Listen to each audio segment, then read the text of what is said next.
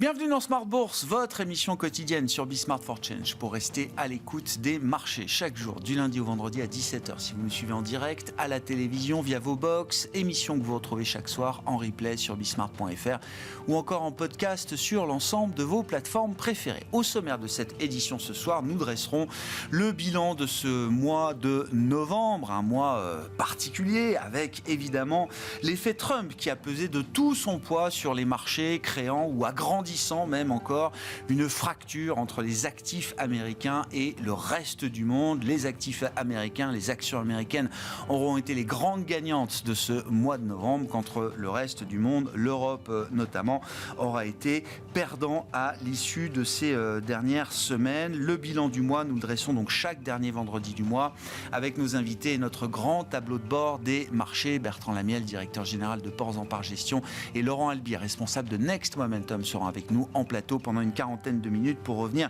sur le bilan de ce mois de novembre et puis bien sûr les enjeux pour la suite, les enjeux pour la fin d'année et même peut-être évoquerons-nous les enjeux pour 2025. C'est la période propice à réfléchir aux enjeux de marché et aux éventuels actifs ou stratégies à privilégier pour la nouvelle année qui nous attend. Le tableau de bord des marchés à suivre dans un instant. L'agenda du jour était relativement calme, même si on a quand même vu la publication de la première estimation d'inflation pour l'ensemble de la zone euro. Le chiffre ne remet pas en question l'idée d'une nouvelle baisse de taux de la Banque Centrale Européenne le 12 décembre prochain, lors de sa prochaine réunion. Une baisse de taux néanmoins qui sera sans doute limitée à 25 points de base au regard des chiffres d'inflation qui ont été publiés aujourd'hui. L'inflation cœur en zone euro qui reste somme toute à des niveaux peut-être encore un peu inconfortables pour certains banquiers centraux, à 2,7% sur un an. Vous aurez le détail de ces chiffres dans un instant avec Pauline Gratel. Et puis dans le dernier quart d'heure de Smart Bourse, le quart d'heure thématique, une fois par mois, nous revenons sur de grands concepts économiques avec l'économiste Michel Rumi, associé de la plateforme SPAC, qui sera avec nous en visioconférence pour revenir sur le concept de bulles spéculatives. L'histoire des bulles spéculatives avec Michel Rumi, ce sera à partir de 17h45 dans Smart Bourse ce soir.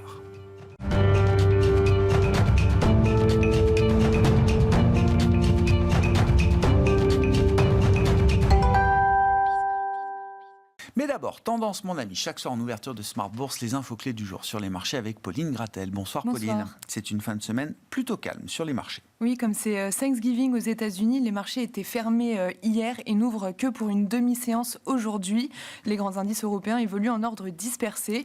Le CAC 40 essaye de remonter la pente, mais il reste sous les 7200 points dans l'attente des prochains développements politiques. Oui, une séance qui marque également la fin du mois de novembre pour les marchés. Les indices actions européens s'apprêtent à signer un mois de recul et ce sera la 6e semaine de baisse consécutive pour le CAC 40. En cause, la situation budgétaire et les concessions de Michel Barnier pour éviter la censure. Les menaces de Donald Trump concernant les droits de douane ont également plombé les marchés européens. Que dire de la situation du marché obligataire aujourd'hui, Pauline ? Le rendement de l'obligation française à 10 ans est entre 2,90 et 2,95%. En Allemagne, le rendement de l'obligation à 10 ans évolue autour de 2,10%. Le spread franco-allemand reste élevé, entre 80 et 85 points de base. Aux États-Unis, les taux longs ont poursuivi leur détente cette semaine pour tomber à moins de 4,2% aujourd'hui. Et puis je le disais à l'agenda statistique, les investisseurs ont pu prendre connaissance de la première estimation de l'inflation en zone euro pour le mois de novembre. Oui, elle ressort parfaitement conforme aux attentes, en hausse de 2,3% sur un an en novembre, après 2% en octobre. Sur un mois, l'inflation de la zone euro recule de 0,3%. Dans sa version cœur, hors alimentation et énergie, elle recule de 0,6% sur un mois et progresse de 2,7% sur un an. C'est légèrement inférieur aux attentes. Et puis côté français spécifiquement, la deuxième estimation du PIB, de la croissance pour le troisième trimestre, était publiée également. Oui, la croissance française a progressé de 0,4% au troisième trimestre par rapport au trimestre précédent. C'est ce qui avait été annoncé en première lecture. L'économie française a profité de l'effet des Jeux Olympiques au troisième trimestre. Dans l'actualité des entreprises, un mot de Microsoft qui lui aussi est dans le collimateur de la FTC désormais aux États-Unis. Oui, la Commission fédérale du commerce des États-Unis ouvre une enquête concurrentielle sur Microsoft. Après Google, Meta, Apple ou encore Amazon, Amazon. L'antitrust s'intéresse aux pratiques commerciales de Microsoft. Affaire à suivre donc, le titre ouvre en repli de 1% à Wall Street. Quels seront les grands événements à suivre la semaine prochaine sur les marchés, Pauline ? La semaine prochaine sera surtout rythmée par la publication du rapport sur l'emploi de novembre aux États-Unis établi par le département du travail. Les investisseurs prendront aussi connaissance du taux de chômage de la zone euro pour le mois d'octobre, ainsi que toute une série de PMI manufacturiers et services de novembre en Europe et aux États-Unis. Tendance, mon ami, chaque soir en ouverture de Smart Bourse, les infos clés du jour sur les marchés avec Pauline Gratel.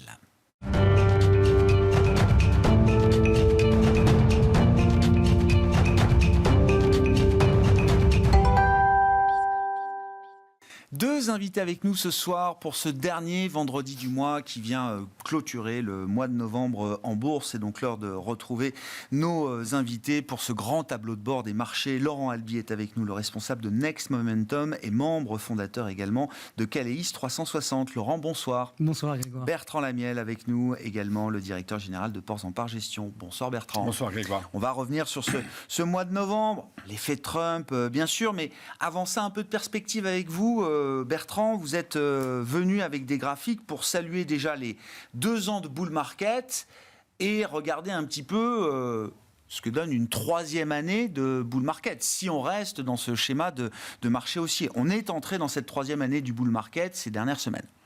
Voilà, ça démarre globalement. Alors l'Europe démarre d'abord, donc c'est la courbe en bleu. J'ai fait une erreur sur les couleurs, je m'aperçois. C'est donc l'Eurostoxx en bleu là qui démarre le 1er en septembre. Et les indices américains vont plutôt attendre décembre pour démarrer. Assez rapidement, ils vont rattraper l'Eurostoxx 50, mais globalement, voilà, on est un peu plus de 2 ans de bull market, c'est-à-dire 2 ans pendant lesquels on n'a pas eu une baisse de plus de 20%. Ouais. Donc voilà, la question c'est qu'est-ce qui se passe après, forcément. Bien sûr. Parce que ça peut un peu effrayer de voir des hausses comme ça, on est sur des hausses de plus de 50%. Donc il faut savoir que en général, et là on a des statistiques relativement longues sur le S&P 500, un bull market ça dure 5 ans. En moyenne médiane, c'est à peu près la même chose. Voilà, on peut vivre 5 ans sans avoir un retracement de 20%. Donc là, 2 ans, on est à peu près à la moitié de vie d'un bull market, ça nous laisse de la place. Sur la 3e année, en général, c'est une année qui est un peu plus faible. Donc on serait plutôt, statistiquement, ce qu'on a vu, c'est des années à 2, 3, 4, 5%, enfin une petite année de hausse sur le SPI. Par contre, la 5e et la 6e, on retrouve des tendances au-delà de 15%. Là, on sort de 2 années de progression à 2 chiffres pour les marchés américains. 2 années de progression à 2 chiffres, et là, on peut se dire, waouh, quand même, c'est assez impressionnant. Sauf que, non, en fait, quand on regarde historiquement le S&P, une année sur 4, on est à plus de 20-25%. Donc, une année comme on l'a fait aujourd'hui, enfin, comme on est en train de la faire, c'est la norme au sens statistique du terme. C'est pas grave, ça arrive régulièrement, il faut juste y être préparé et pas être surpris. Il y a même une année sur 5 où on va clôturer au-delà de 30%. Donc c'est un indice qui est véritablement fort, et voilà, on sait qu'il est aidé depuis quelques années par les valeurs techno, mais pas seulement, on a des grosses performances sur des valeurs qui ne sont pas liées à la tech. Et après 2 années comme ça, back-to-back, à plus de 20%, on a regardé, alors il n'y en a pas beaucoup, donc là, la statistique, elle n'a pas un fondement dingue, mais on en trouve depuis les années 50 quand même 4 ou 5. Ça n'a pas été la cata l'année d'après. L'année d'après, on a eu un peu tout. Alors, il y a une année où on a fait moins 10. D'accord, okay. Et il y a une année où on a fait moins 30, plus 30. Donc, voilà. Ouais, d'accord. Globalement, moins 10, plus 30, c'est pas le grand soir avant la chute. Et moins 10, on a l'habitude de dire, le consensus nous dit qu'une correction, ça s'étale entre moins 10 et jusqu'à moins 20. Moins 20 étant un seuil un peu plus fort dans la psychologie ou dans le consensus de marché qui vient là peut-être mettre fin au bull market. Mais un moins 10 dans un bull market, c'est j'allais dire, business as usual. Oui, c'est pas grave. Ah ouais. C'est le revers de la médaille, c'est ce qu'il faut être prêt à encaisser si on veut participer et capter un maximum de performance. Qu'est-ce qui vous intéresse dans cette histoire de bull market, Laurent ? On en avait déjà parlé avec vous, je crois. C'est vrai que je suis assez d'accord avec Bertrand. Pour moi, le bull market, et notamment avec l'Europe, il a commencé lors du point bas d'octobre 2022.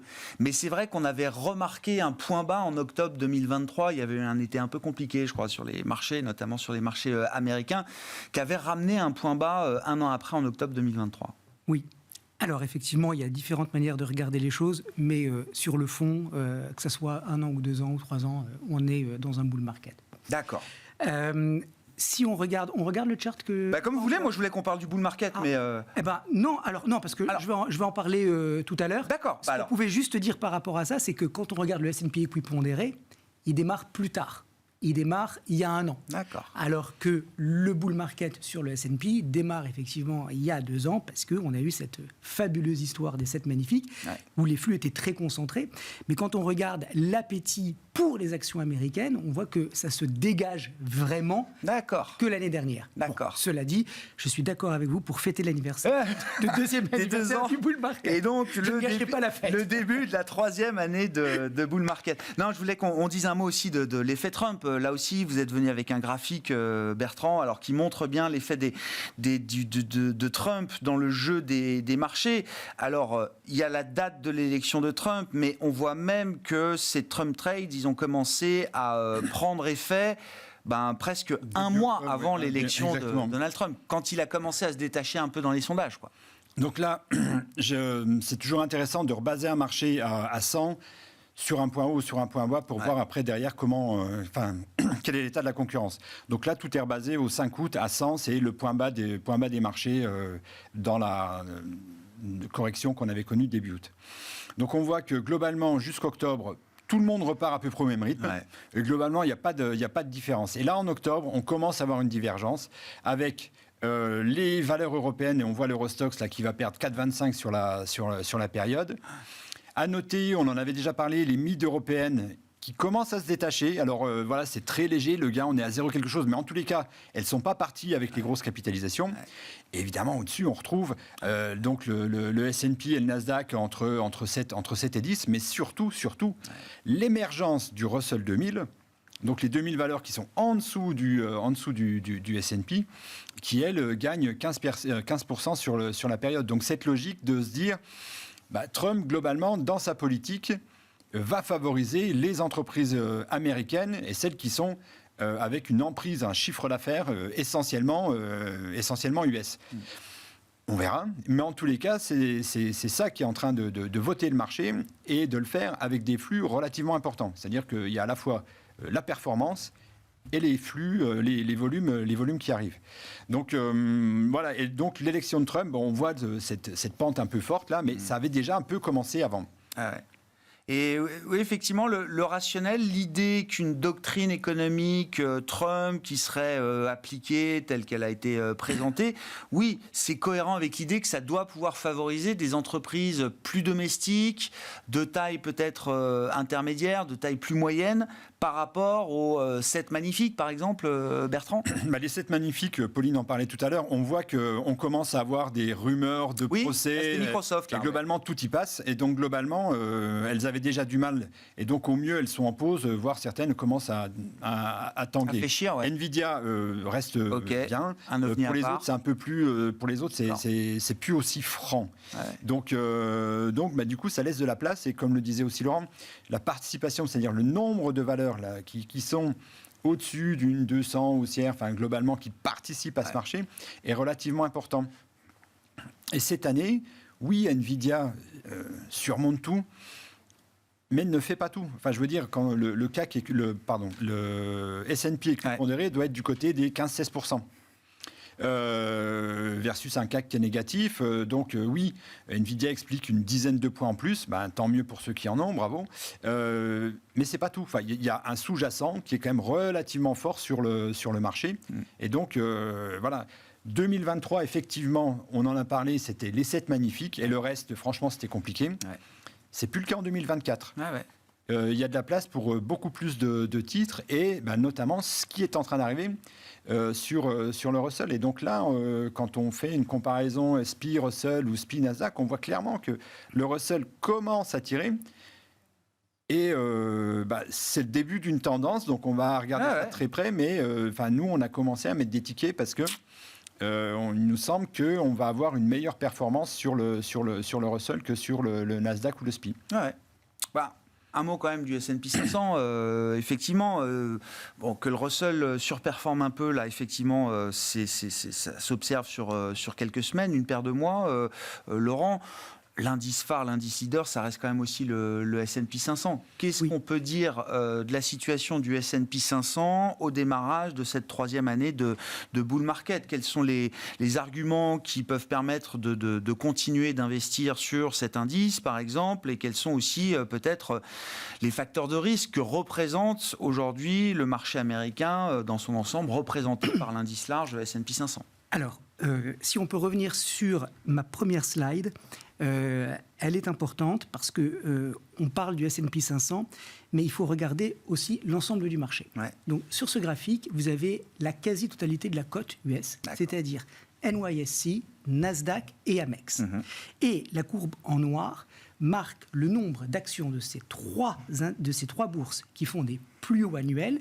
Et on va retrancher les actions de ces trois bourses, qui font des plus bas annuels. Et ce qu'on voit, c'est qu'il y a effectivement un bottom en 2023, mais surtout qu'on est en pleine accélération. Ouais. C'est-à-dire qu'il y a une vraie diffusion qui est à l'œuvre. Et ça, c'est d'abord un facteur évident de soutien, mais si je vais plus loin, moi, ça me donne une indication sur ce que je dois faire l'année prochaine. Quand on est sur une phase ascendante où on a de plus en plus d'actions qui font des plus hauts annuels, les replis se payent. Donc je ne veux pas dire aujourd'hui qu'il ne faut pas avoir peur parce que le risque est omniprésent, mais si le S&P se repliait de 5, de 10, il n'y a pas de raison de ne pas le payer. Pour tous ceux dont je fais partie, qui ont raté le bottom d'août, ouais. Parce que d'abord, ça faisait un peu peur. Ouais. Et puis, mais en fait, c'était le point d'achat août. Ouais. Et si on revenait, pas sur le point bas d'août, mais qu'on reperdait 5 ou 10% sur le S&P, quand on a une ligne de participation aussi comme celle-ci, aussi large, mais ça veut dire que... Donc, stratégie buy the dip, ça reste une stratégie clé pour vous sur ce marché américain. Sur 2025, buy the dip, il y en aura un. Je ne sais pas quand et je ne sais pas s'il sera 5 ou 10, mais il ne faudra pas le rater. Parce que quand on a une participation comme ça, vraiment, il faut y aller. Alors, le deuxième slide, c'est le pourcentage d'actions du S&P au-dessus de leur MM200. Et là où c'est intéressant, d'abord, c'est qu'on est à 76%. Bon, donc, je n'ai pas envie de dire tout va bien, mais franchement, on est encore... 3/4 des actions du S&P sont au-dessus de leur moyenne mobile à 200, c'est bon. Alors, là où le graphe, il est vraiment intéressant, c'est que chaque fois que le pourcentage d'actions du S&P qui passe sous leur moyenne mobile à 200 jours casse 50%, c'est le début de la correction. D'accord. C'est hyper important parce que quand on a cette cassure des 50%, c'est le début de la correction. Ah ouais. On n'est pas en retard. Donc aujourd'hui, on est à 76%. On voit la petite courbe verte à droite qui repart à la hausse. Elle n'a même pas cassé les 65%. Mais si, et ça peut arriver, elle casse les 50%... C'est un signal. De départ. Oui, de départ, j'entends bien. Donc ça veut dire qu'à ce moment-là, si on veut timer un peu, oui, il faudra alléger, parce que ça voudrait dire qu'on pourra baisser plus. Mais là, pour le moment, on n'y est pas du tout. Non. Donc j'ai pas envie de dire, encore une fois, le ciel est dégagé, il n'y a pas de risque, parce que c'est pas logique et c'est pas raisonnable de parler comme ça. Mais enfin bon, je suis obligé de reconnaître que en cette fin d'année 2024, j'ai pas de signaux qui clignotent et qui me disent attention, ça va baisser. Non, on est sur un marché qui me semble robuste et donc la stratégie buy the dip, en tout cas sur 2025, si on l'a, il faudra l'exploiter. Ouais. C'est intéressant parce que c'est vrai que quand on regarde des métriques de valorisation, on peut commencer à se dire que le marché américain est cher. Il est plus cher que les autres, ça, il n'y a aucun doute. J'ai vu que la prime de valorisation des actions américaines est de 60% par rapport au reste du monde, quoi. C'est-à-dire la prime de PE pour les actions américaines, c'est quand même énorme par rapport à ce qui se traite ailleurs dans le monde. Mais la valorisation n'est jamais un signal, ou en tout cas ne donne jamais un timing de quoi que ce soit. Ça, Laurent. Oui, absolument. Ouais. Elles sont chères. Alors, les forward PE sont à 23 sur les bénéfices, donc à 12 mois. Bon, maintenant, oui, c'est cher, mais ça peut aller à 24. Et puis, voilà. Et s'il y a encore des bons résultats en janvier... Bon, et s'il y a des baisses d'impôts, en plus, et si... Non, mais oui, effectivement, oui. Donc, ça veut dire qu'à court terme, on a peut-être encore une voie qui est plus ou moins dégagée. Après, mais on se projette trop dans le temps, c'est ce qui se passera après. Où là, effectivement, il peut y avoir des turbulences. Là, pour moi, on est encore dans une séquence positive. Il y a du momentum. Ouais. Bien sûr. Sur la valorisation du marché américain, comment vous regardez ça, Bertrand? Est-ce que ça doit faire peur? C'est un outil d'analyse parmi d'autres. On le voit d'ailleurs, on n'en a pas parlé encore jusqu'à présent, et vous avez quand même tous les deux l'idée qu'il y a un momentum porteur là sur le marché américain toujours, quoi. Clairement. Donc on reste sur, quand on regarde les valeurs qui performent bien, il y a la valorisation, donc qui est le reflet un peu des résultats du moment sur le prix. Et puis il y a le momentum qui est qu'est-ce que les analystes projettent en termes de croissance, de chiffre d'affaires, de résultats opérationnels et de BPA. Toutes les valeurs qui marchent bien ont un momentum très élevé. Et sur les valorisations, il y a à boire et à manger. Il y en a qui sont chers, d'autres qui ne sont pas chers du tout. Donc les valorisations dans ce marché-là n'expliquent pas grand-chose, voire rien du tout. Par contre, oui, le fait que le marché américain soit cher, objectivement, oui, il est cher.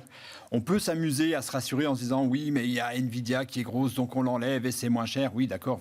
Oui, si on commence à enlever tout ce qui est cher, effectivement, au bout d'un moment, ça devient moins cher. Au bout d'un moment, c'est plus très cher. On est d'accord. Voilà. Donc pour nous, en fait, c'est vraiment une logique de toile de fond. C'est de se dire, si à un moment donné, il doit y avoir des peurs qui se cristallisent. Celle-là sera probablement au premier rang de celles citées. Et ça peut faire baisser, parce que vous parliez d'une prime de 60. En fait, oui, c'est surtout globalement, les États-Unis se payent 20 à 30% plus cher que la moyenne, et l'Europe 20 à 30% moins cher que la moyenne. Ouais. L'écart, il est là. Certes, les États-Unis fonctionnent bien, mais c'est surtout qu'on a une Europe qui fonctionne moins bien. Ouais. Et là, on va voir, il y a quand même une incertitude économique qui est relativement importante. La politique de Trump, qu'est-ce que ça va donner ? Baisse d'impôts, hausse des taxes, à quel moment il y a la question de la séquence. Est-ce qu'il fera tout en même temps? Sans doute pas. Comment est-ce que ça va être cadencé et où le curseur va être placé, quoi. Il y a Powell, et donc l'arbitre des élégances, c'est les taux. Ouais. Voilà. Et on a vu que dans un premier temps, il y avait quand même eu une tension sur les taux longs aux États-Unis qui traduisait le fait que, il va partir sur les hausses de taxes, et là, ça va importer de l'inflation. Il y a des chiffres qui sortent sur l'inflation, qui sont un peu au-dessus de ce qui était attendu. Et là, on s'aperçoit que le discours de la Fed est de dire, je vais peut-être pas y aller de 50 points de base, parce qu'objectivement, le marché de l'emploi, il reste très bon. La croissance, elle sera un peu moins forte l'an prochain, mais à peine, on est à 0,1 point en dessous de l'année 2024. Donc, pas de panique de ce point de vue-là. Donc après, voilà, le sujet, il est sur les taux longs. Logiquement, encore août-septembre, on se disait... baisse des taux courts, baisse des taux longs, économie qui est en train de ralentir. Donc voilà, là on voit qu'il faudra surveiller cette oblique-là, parce qu'elle peut faire la différence et mettre un instant de panique sur le marché. Ouais. Parce que les taux longs, ça monte parce qu'il y a de la croissance. Ouais. Non, à ce stade, aucun économiste ne nous dit qu'on aura plus de croissance en 25 qu'en 24.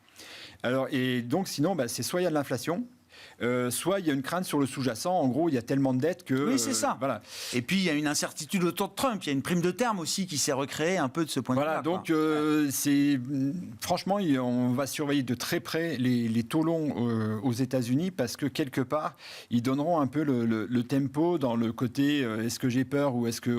Est-ce que la valorisation doit nous inquiéter ou pas? Voilà. J'entends bien.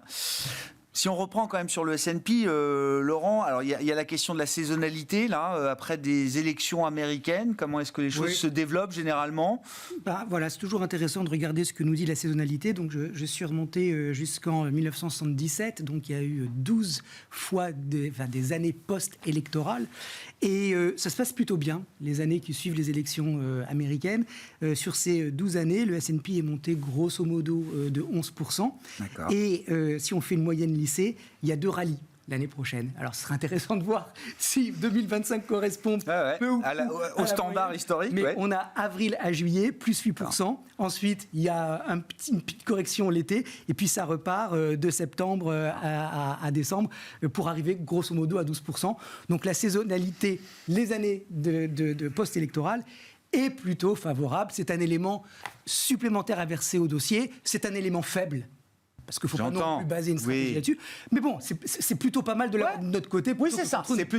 Ça va plutôt dans la case des plus. Oui. Si on regarde la case des moins ou des risques autour du niveau et des niveaux atteints par les marchés américains, après, encore une fois, 2 années à plus 20 ou plus 25, j'en sais rien. La valorisation qu'on a pu évoquer dans un contexte politique où on sait qu'aujourd'hui, le futur nouveau locataire de la Maison-Blanche est parfois un peu dissipé anticipé peut semer le désordre ou en tout cas secouer un petit peu les choses. Ouais. À quel type de risque ou à quel type d'indicateur de risque il faut se fier aujourd'hui, Laurent ? Il y a des facteurs de risque. Ouais. Alors, je vais revenir une seconde sur ce qu'a dit Bertrand et les taux longs. Ouais. Moi, ce que je regarde avec les taux longs, c'est la pontification de la courbe des taux. Ouais. Parce que si on avait une pontification aiguë, je dirais tout va bien. Or là, elle est à combien ? Elle est on est même revenu à un moment légèrement négatif. Ça. Oui. On est à 4,40 sur le 2 ans et sur le 10 ans. Ouais. Bon, ça, c'est pas super comme signe, parce que ça veut dire que les taux courts remontent parce qu'il y a des craintes d'inflation. Ouais. Donc ça, c'est déjà un facteur de risque. Cette pontification de la courbe des taux, si elle existait, je serais un peu plus rassuré. Bon.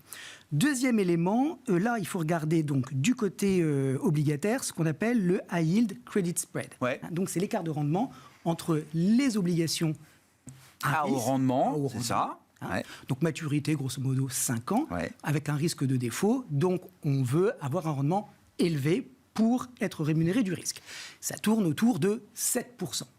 Quand on regarde le T-Note 5 ans, on est sur des rendements où on est à 5, grosso modo. Ouais. Bon. Donc on a un écart de rendement qui est au tapis, c'est-à-dire qui est au niveau de 2008. D'accord. On paye à peine un peu plus de 2% pour s'exposer à du risque crédit d'entreprise un peu risqué, alors qu'on a du 5% pour du sans risque américain. Ok.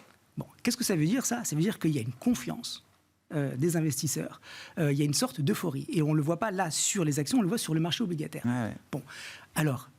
Tout à l'heure, vous avez dit que vous alliez parler des bulles. Les bulles, on ne sait jamais quand elles éclatent. Non. Elles peuvent éclater dans 3 semaines et elles peuvent éclater au mois de mai. Bon.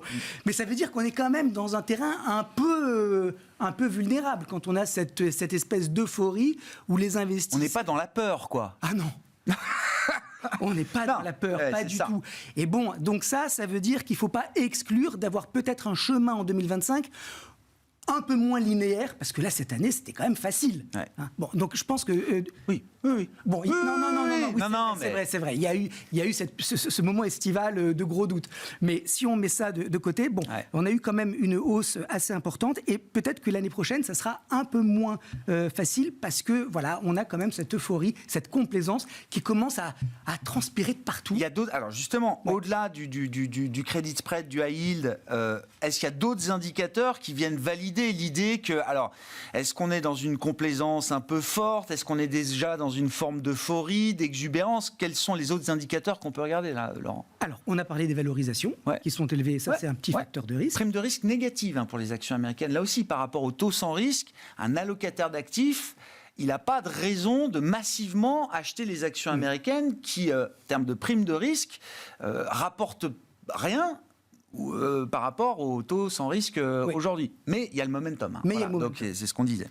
Alors, quand on regarde du côté du sentiment de marché, et puis il y a une association aux États-Unis qui monitore en fait le sentiment de marché qu'ont les investisseurs privés, on est sur un écart extrêmement élevé entre le niveau du sentiment haussier et baissier.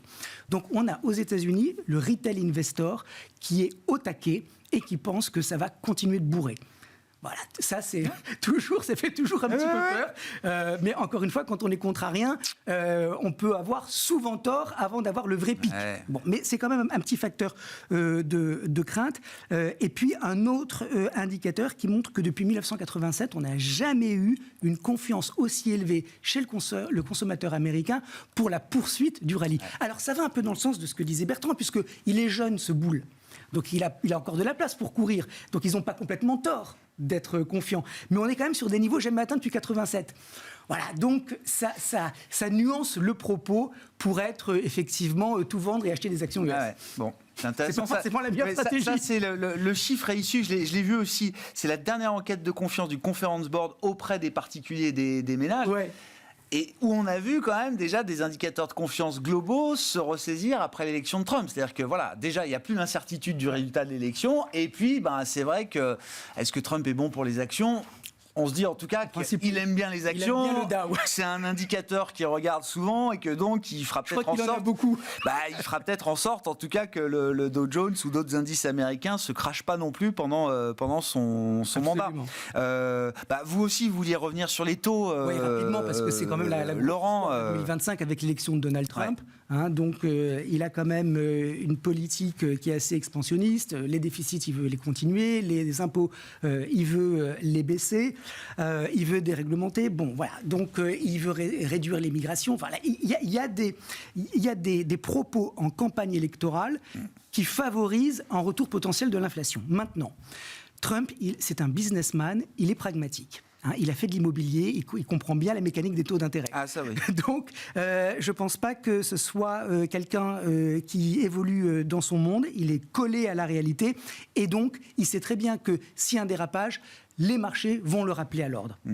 Même si la Cour suprême et le Congrès, il y a un effet quand même fort de rappel marché avec les bond vigilance qui pourraient se mettre à revendre des obligations, faire monter les taux. Donc, concrètement, ça veut dire que 4,50 pour moi, sur le 10 ans. Ça s'achète. Ça se paye. Non. Le rendement à 4,50 sur le T-Note devient un facteur de stress. D'accord. Au-delà de 4,50, on est en zone de stress. Oui, et au-delà de ça, ça commence vraiment à piquer. Ouais.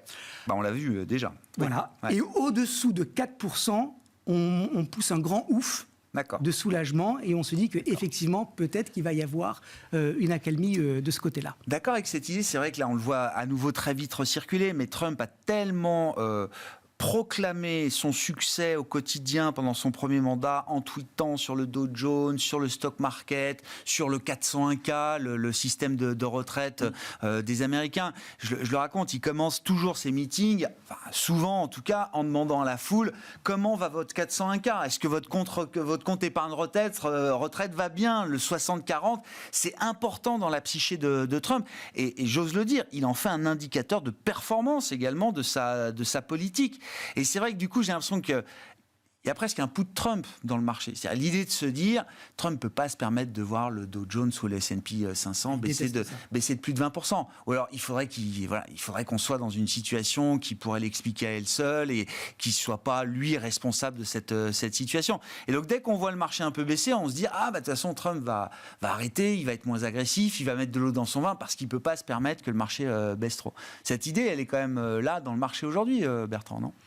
Oui, probablement. Après, même s'il ne fait pas tout. Oui, quel est véritablement son... La performance qu'on a vue sur le S&P là, sur les 2 dernières années, on peut calquer la courbe des bénéfices par action. C'est la reconnaissance des bénéfices par action. C'est les fondamentaux. Pour 60-65%. Après, il y a 4-5% de dividendes et après, il y a l'expansion des PE. Ouais. Mais le gros de la remontée s'explique par la croissance des bénéfices. Donc voilà, après le marché américain est large, relativement profond. Ils ont aussi en premier acheteur les entreprises elles-mêmes qui rachètent leurs actions. Et donc là, on est dans la saisonnalité qui est les entreprises ont publié, plutôt pas mal d'ailleurs. Et elles peuvent se remettre à racheter là. Elles rachètent, donc ça fait du flux aussi sur le marché. Donc en Europe, ça existe, mais c'est quand même moins fort. Là, on est quand même on va probablement terminer à 1100 milliards de rachats d'actions en Europe, sur l'année. Non, aux États-Unis. Aux US, d'accord. Ouais, 1100 milliards de dollars aux US. On était les derniers précédents sur des 800, 900, donc il y a encore une accélération. Pour l'anecdote, sur les 1100, il y en a 90 qui viendront d'Apple. Donc, à elle seule, 9% du sujet. Sérieux, 90% des rachats d'actions du total. 9%. 9%. Ah, pardon. 9% d'Apple.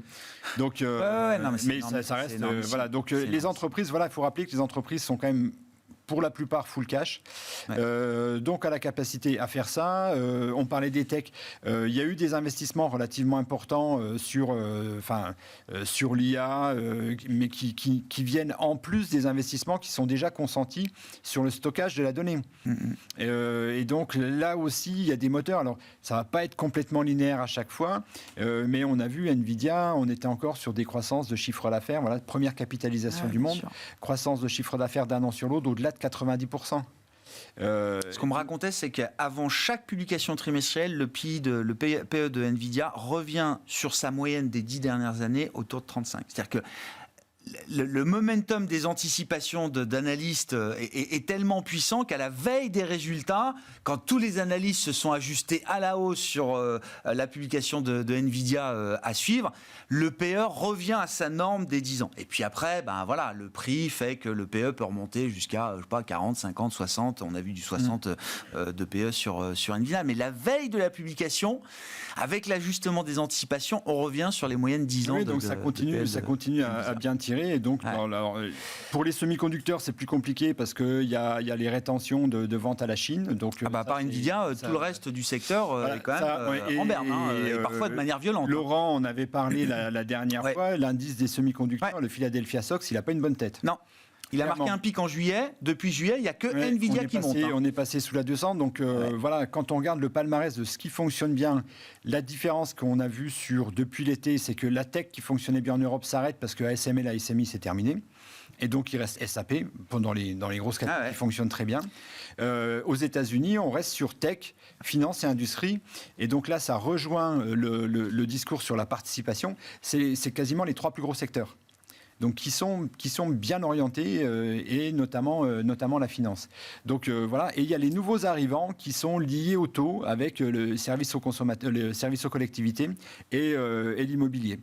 Donc qui, eux, on le voit, avaient eu du mal, puisqu'il y a une ligne de flottaison, il y a le zéro qui est indiqué en orange, avaient eu du mal un peu tout au long de l'année, et à partir de août ou un peu avant, commencent à s'inviter à la fête. Donc ça, c'est des petits secteurs, mais globalement, ils viennent renforcer la participation aux US.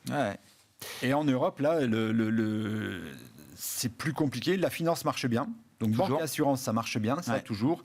L'industrie aussi, donc bonne nouvelle, c'est des gros secteurs. Par contre, la tech, on la voit, elle est sous la ligne de flottaison, c'est terminé. Et on a banque, assurance et industrie qui fonctionnent bien. Et l'angle des mid-cap, on a commencé d'ailleurs un peu avec ça. Trump pousse encore un peu plus le Russell 2000. Les mid-cap européennes, les indices mid-cap Europe ne sous-performent plus les large-cap. Voire surperforment. Ils sont même en train de surperformer depuis peu. Donc on surveille Jusqu'où on a envie d'être convaincu sur ce segment de marché là pour 2025. Sur les fondamentaux, il n'y a pas photo. En termes de valorisation, on est 20-30% en dessous des moyennes historiques.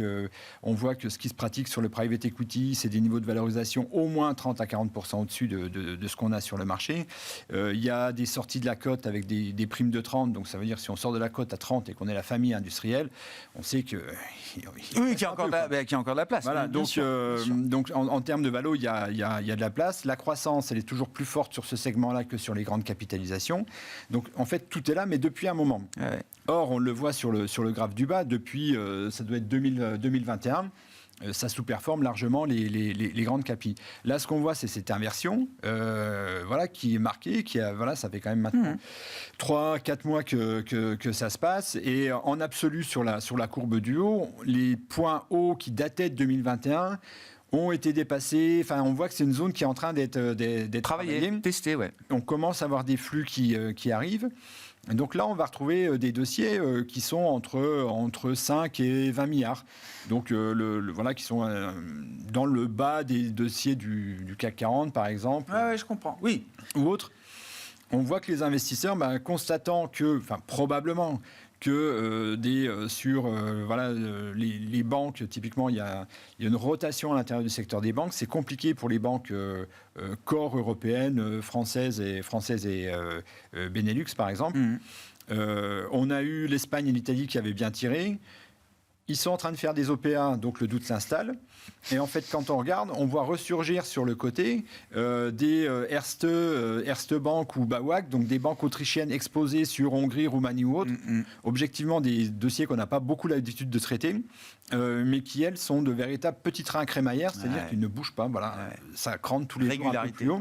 Donc voilà, donc ça, c'est des choses qu'il va falloir regarder. Et puis, il y a des dossiers, par exemple, dans les grosses mides européennes, on a du Prysmian dans le cuivre. Il nous convient bien parce que la logique électrification, voilà, on a dans les grandes capilles, on a des Schneider, on a des Eaton. C'est un Américain qui fait un peu sur les plates-bandes de Schneider. Marche très bien, Schneider. C'est peut-être une des meilleures perfs du CAC cette année. Enfin, à un moment, ça l'était. Et donc, voilà. Donc, Prysmian, après, on peut avoir du Nexans ou du NKT si on a du choix sur la côte européenne. Donc, là, il y a des thématiques qui sont en train de bien fonctionner, qui pourraient probablement, au bout d'un moment, finir par attirer encore plus d'investisseurs parce que franchement, les fondamentaux sont là et on a de la place sur le segment. Bon, on verra comment l'environnement général, politique en Europe peut évoluer aussi et peut-être ramener les yeux des investisseurs sur des actifs européens qui ont été passablement délaissés ces derniers temps. Juste un mot. Oui, bien sûr, Laurent. Aux États-Unis, le graphique Russell S&P, force relative, il a un peu la même tête. C'est-à-dire que la sous-performance du Russell 2000 est toujours avérée, mais on voit qu'il est en train d'atterrir. J'entends. Pareil. Et on voit que là, celui-ci a un peu d'avance, parce que le retournement, il est déjà confirmé. Aux États-Unis, c'est pas encore vraiment confirmé, mais on voit bien qu'il y a des flux qui arrivent sur les small caps. Alors que moi, ça me fait penser à deux choses.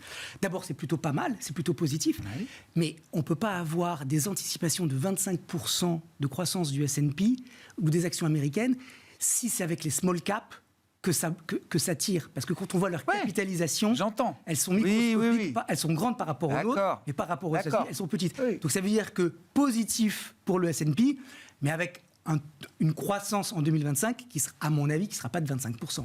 Parce que malgré tout, il faut quand même, on ne peut pas faire des belles perfs si on n'a pas les mastodontes qui sont quand même en train de courir avec nous.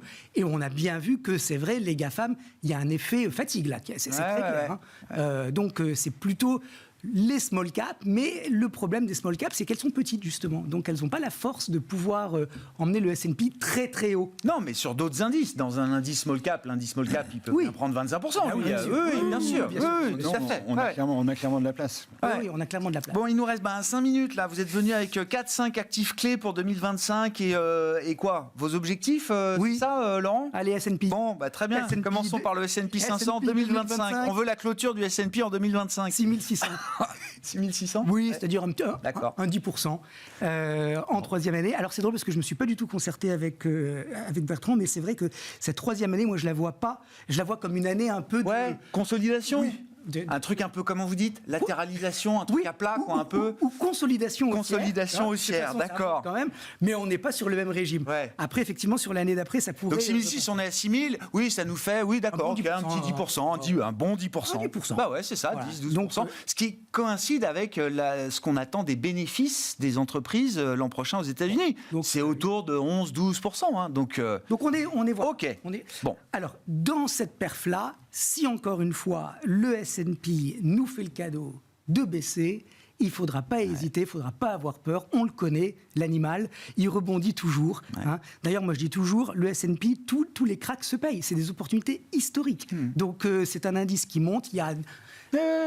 On passe là-dessus. 6600 S&P dans un an. Et on achète les creux, c'est buy the dip, stratégie buy the dip, et au moins jusqu'à 6600 et on met points. un petit ticket sur les small caps. Bon, on n'a pas beaucoup parlé du CAC spécifique, mais c'est l'occasion d'en dire un mot quand même. Le CAC qui sous-performe les US bien sûr, mais qui même sous-performe aussi les pairs européens. Oui. Alors, le CAC, il est dans une situation difficile pour des raisons endogènes et exogènes. Je ne sais pas exactement comment anticiper les choses, mais je n'exclus pas qu'il continue de baisser. On est à 7130, un petit peu au-dessus. S'il baissait sur les 7000, 6008, je pense qu'on aurait une vraie question à se poser pour l'acheter, parce que vous parliez de Legrand, de Schneider. Il y a quand même des belles boîtes dans le CAC. 6008, ça peut déjà être un moment d'intervention. Oui. 6006, absolument. D'accord, ok. Et alors, du coup, qu'est-ce qu'il y a derrière ? Si vraiment il y avait cette espèce d'arbitrage en faveur des actions européennes. Bon, on n'est pas très populaire en ce moment. Non. Mais bon, peut-être. Non, mais le prix peut faire varier le sentiment très vite. Hein, Oui, donc, absolument. on sait comment ça se passe. Hein. Et puis, j'ai l'impression qu'on n'est pas très loin de bonnes nouvelles. Peut-être du côté de l'Allemagne. Enfin bon, voilà. On peut Ça reste des espoirs. Ça reste des espoirs. Oui, voilà. Ça, c'est vrai que peut-être que niveau mauvaise surprise, on est déjà bien servi. Oui. Oui. Pour dire Donc, les choses. Ça veut dire que le CAC retour à 8000 points l'année prochaine, peut-être. Ah, quasiment les sommets alors. C'est 8260. Oui, d'accord. En tout cas, l'année prochaine, on repartira pas sur un nouveau record absolu, ça c'est sûr. L'enjeu, ça sera de combien on peut se rapprocher du sommet. Voilà, donc peut-être 7007, 7008, 8000. D'accord. Voilà. Et à surveiller si la glissade se poursuit, 6006, 6008, c'est pour vous une zone à payer. Oui. Dans le contexte, enfin, toutes choses égales par ailleurs, mais c'est pour vous une zone. Sauf à payer. encore une fois, élément reconnu à ce jour. Nouveau. Mais s'il y avait une glissade et à la limite une purge, ça serait une opportunité. Ouais. Est-ce que l'euro-dollar va à la parité et sous la parité en 2025 ? Je ne sais pas, Grégoire. Ouais. Je ne sais pas. On a déjà vu il y a 2 ans, hein, au démarrage du bull market, octobre 2022, on commence le bull market mené par l'Europe avec un euro-dollar sous la parité parfaite. Alors, l'euro faible, c'est bon pour les entreprises, mais c'est pas bon pour l'inflation. Bon, donc il y a le pour et le contre. Moi, je ne sais pas ce qui va faire l'euro-dollar, mais je sais qu'il y a un niveau à 1,05. Tant qu'on est au-dessus, d'accord. Le risque baissier, on va dire, est contenu. Si on casse en clôture hebdomadaire les 1,05 et qu'on part sur 1,04, alors là, c'est la voie vers la parité. D'accord. Donc je sais pas. C'est le moment de vérité. On est dessus. Donc, sachant qu'on a eu il y a une semaine pile là cette espèce de flash crack de l'euro-dollar sur la publication des PMI. Ouais, mais quand même. Ouais. Sur une publication d'enquête PMI, j'avais rarement vu ça sur une perte de devise comme l'euro-dollar. On a perdu 150, 200 pips en quelques secondes, quoi. Je crois qu'on est descendu à 1,0340. 1,05, 1,0330. Ouais, c'est ça. Voilà. Donc voilà. Mais on a vite rebondi. Ah oui. Donc on va voir en tout cas 1,05 sur l'euro-dollar. C'est un petit peu la ligne de partage des eaux. Bon. Et puis dernier actif, alors vous avez choisi l'or. Oui. Pas le Bitcoin. Non, parce que le Bitcoin, si je vous dis ce que je pense, ça... Non, le dites pas alors. On est là pour des heures encore. Le gold, il a bien monté. Lui aussi, je m'attends à ce qu'il y ait une consolidation, au moins dans le premier semestre, avant un redémarrage. D'accord. Donc, mais là, il faut une pause. On a pris quoi, 30% sur l'or cette année là. Et puis on voit qu'il fatigue lui aussi. Hein. C'est comme les GAFAM, on voit que ça s'essouffle un petit peu. Il y a plein de questions par rapport à l'inflation, les taux réels. Bon, donc il faut que la situation se résolve. Si on revenait sur 2500 $, point d'entrée pour moi, et on peut viser 3000. Bon. On est armé, je crois, pour la suite et pour 2025. Merci beaucoup, messieurs. Merci d'avoir été là chaque dernier vendredi du mois. Nous vous retrouvons pour dresser ce grand tableau de bord des marchés. Bertrand Lamiel était avec nous, directeur général de Ports en Par Gestion, et Laurent Albi, le responsable de Next Momentum et un des 3 membres fondateurs de Caleis 360.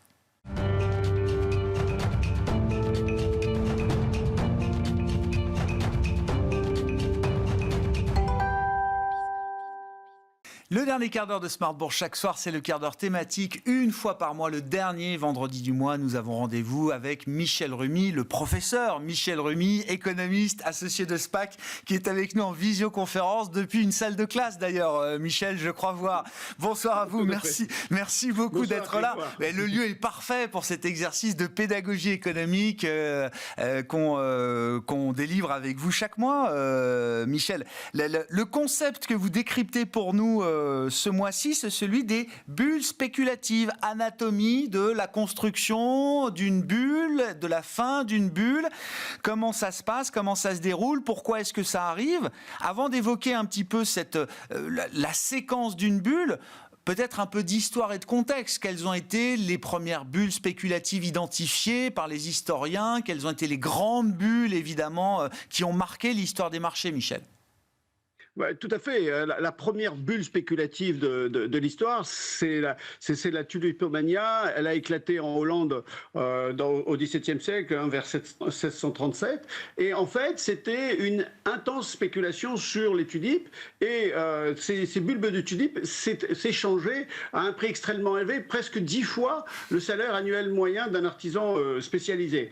Et puis, plus proche de nous, il y a eu la bulle Internet. Elle, c'est les années 90. 90 et il y a eu une frénésie des investisseurs pour une nouvelle vague d'entreprises basées sur le web. Et à partir de là, en fait, on a vu que le Nasdaq est passé de 500 points au début des années 95 à près de 5000 points en 2000. Donc vous voyez, il y a une explosion là-dessus. Et puis, on peut considérer également aussi plus récemment la crise des subprimes, où en fait, ça, c'est l'exemple d'un signe noir, c'est-à-dire un phénomène impossible à prévoir avant qu'il ne se produise et qui a des conséquences catastrophiques. Et en fait, le prix de l'immobilier a doublé entre 1996 et 2006 et puis il a pratiquement, ça a emporté parce qu'il y a eu des problèmes de remboursement de prêts. Et donc aujourd'hui, on peut se poser la question avec, je dirais dans un contexte de nouvelles élections présidentielles, qu'en fait, le Bitcoin a fortement augmenté et va-t-on aussi vers une bulle de cette nature? Et donc là, c'est ça qui est très important de voir que l'histoire est parsemée de ce type de variation. Oui, bah ça fait partie de l'histoire des cycles des marchés, ces histoires spéculatives, de bulles spéculatives. Comment un économiste comme vous définit une bulle spéculative? C'est quoi une bulle spéculative concrètement, Michel? En fait, l'idée, la bulle spéculative, c'est lorsqu'un actif augmente, mais de manière excessive. C'est-à-dire qu'il atteint un niveau très haut par rapport à sa valeur intrinsèque. C'est en quelque sorte, lorsque l'on mâchouille un chewing-gum, en fait, on essaye de faire des bulles. Et donc, on commence à souffler dans la bulle, et en fait, la bulle, à un moment, éclate. En fait, au niveau financier, donné que le prix est tellement haut qu'il ne fait que baisser. Et donc les prix commencent à chuter et cela peut conduire à des ventes paniques et potentiellement un crash boursier. Bon, il y a beaucoup de littérature, il y a eu de la recherche académique sur ces phénomènes de bulles spéculatives. Concrètement, comment est-ce que ça se déroule? Quelle est la cadence, la séquence historique, si on regarde? Oui, tout à fait. En fait, le premier à avoir découvert ou à s'intéresser vraiment on va dire, à théoriser un peu les bulles, ça a été Iman Minsky, dont c'est le signe noir au passage. Et en fait, il a découvert 5 étapes, notamment. Il a découpé cela en 5 étapes. La première, c'est le sentiment de marché, c'est-à-dire qu'il y a une vague d'optimisme haussier dans un secteur particulier.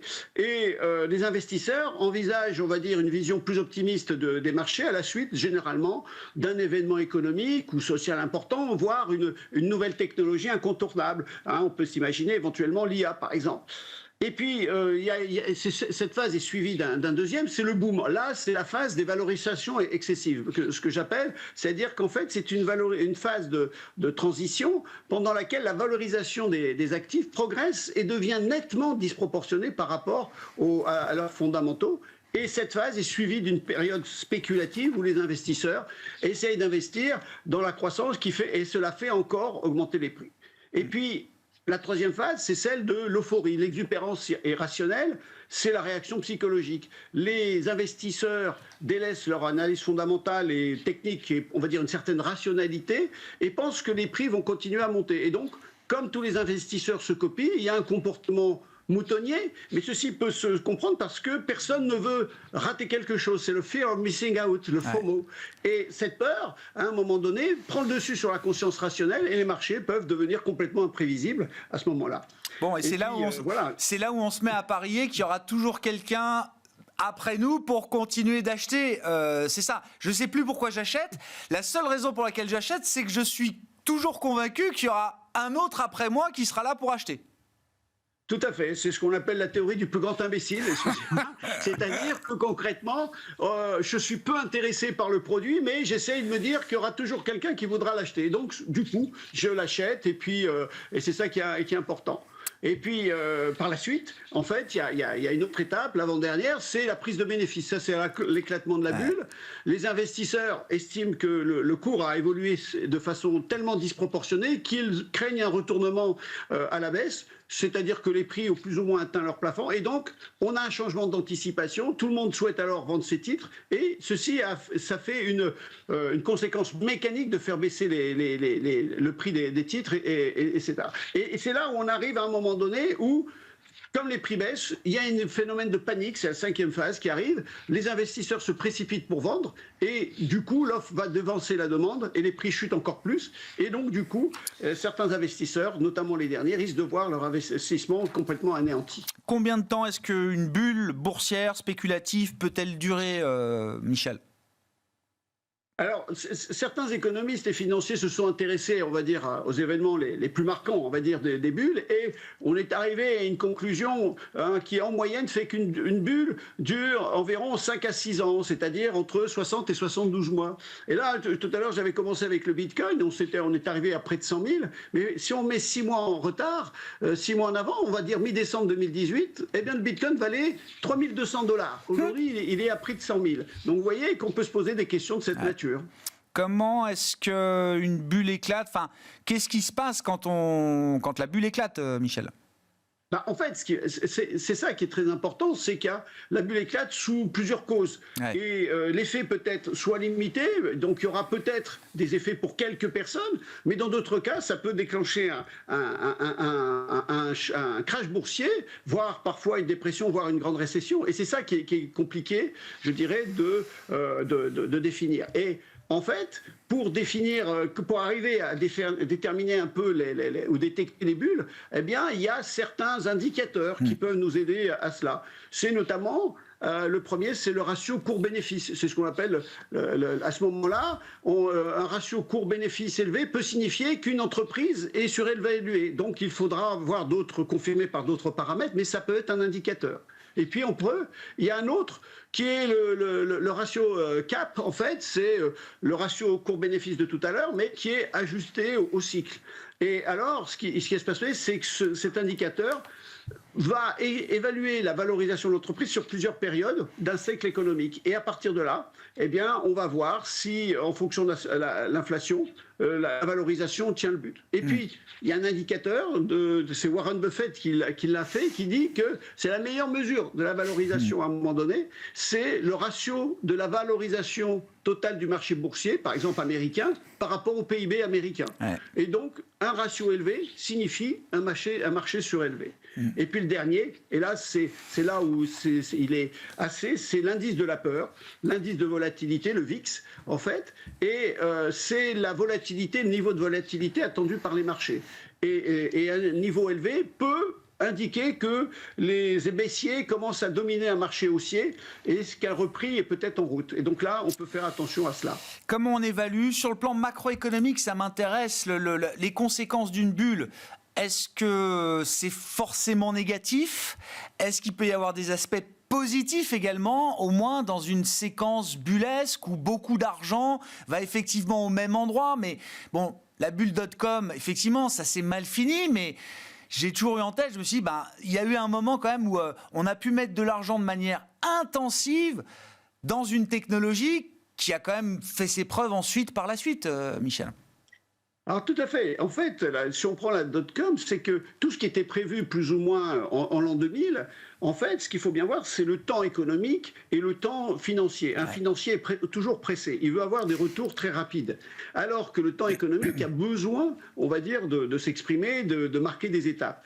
Et en fait, tout ce qui a été prévu, ou du moins en grande partie prévu en 2000, est en train d'arriver, ou s'est passé, etc. Or, le financier n'a pas le temps d'attendre 20 ans parce que, à long terme, nous sommes tous morts, paraît-il. Et donc, pour peu que vous soyez l'investisseur sur lequel ça tombe, eh bien, vous avez tout perdu. Donc, l'idée est qu'il y a une impatience des investisseurs et, on va dire, le temps économique, le temps de la vie qui fait que ça dure. Et ça, c'est fait. Donc, mais de manière générale, les bulles boursières sont considérées comme un phénomène négatif parce que ça peut anéantir des entreprises, voire les capitaux des investisseurs et parfois provoquer des taux d'inflation et de chômage élevés. Et c'est ça qui est très important, c'est que l'éclatement d'une bulle peut, dans certains cas, mettre en péril, par effet domino, on va dire, bien d'autres agents économiques que ceux qui avaient investi dans les actifs concernés.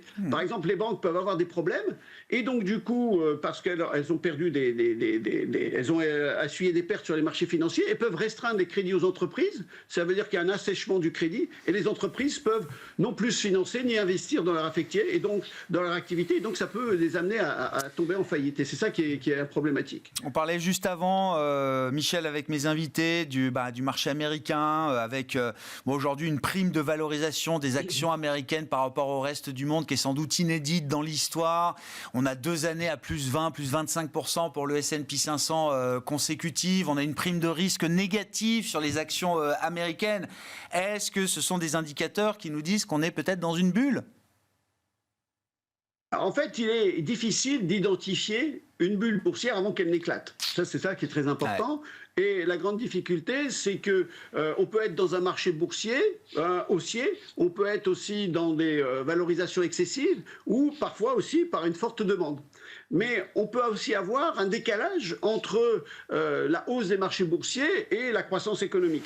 Et donc, seul le temps nous dira si l'optimisme du marché concernant certains actifs était injustifié ou pas. C'est seul le temps qui nous le fait. C'est a posteriori, mais il est très difficile de définir une bulle. Après, il faut bien voir, généralement, quand il y a eu les dernières crises, il n'y a pas eu qu'un seul phénomène qui a provoqué la crise, il y en a eu plusieurs, et c'est la conjonction, c'est ça qui est très important de ces différents faits qu'on amène à une bulle et non pas à une seule cause. Et c'est ça qui est très difficile à comprendre et complexe à prévoir. Merci beaucoup Michel, merci pour cet exercice de pédagogie économique auquel vous vous livrez chaque mois dans l'émission, le sujet du mois étant celui des bulles spéculatives. Michel Rumi, économiste associé de SPAC, était avec nous en visioconférence pour ce dernier quart d'heure de Smart Bourse ce soir.